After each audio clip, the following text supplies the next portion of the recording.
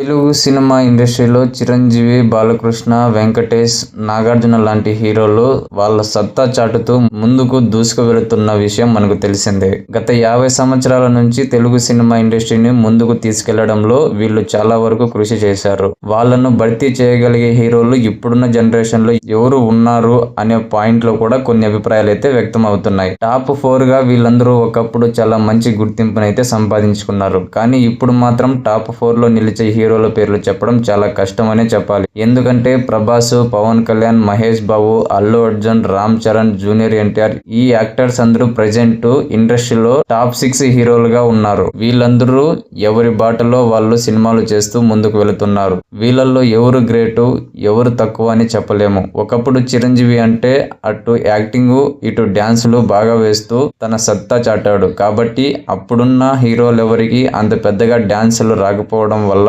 చిరంజీవి అన్ని విషయాల్లో ఆరితేరి ఉన్నాడనే ఉద్దేశంతో అతన్ని మెగాస్టార్ గా ఇండస్ట్రీకి నెంబర్ 1 హీరోగా ప్రకటించే అవకాశం అయితే దక్కింది. కానీ ఇప్పుడున్న హీరోలు మాత్రం ఒక్కొక్కరు సెపరేట్ గా ఉన్నారు. అన్ని క్వాలిటీస్ కలిపి ఏ ఒక్క హీరోలో లేకపోవడం వల్ల వీళ్ళల్లో ఎవరు నెంబర్ 1, ఎవరు టాప్ హీరోలు అనేది చెప్పడం చాలా కష్టంతో కూడుకున్న పని.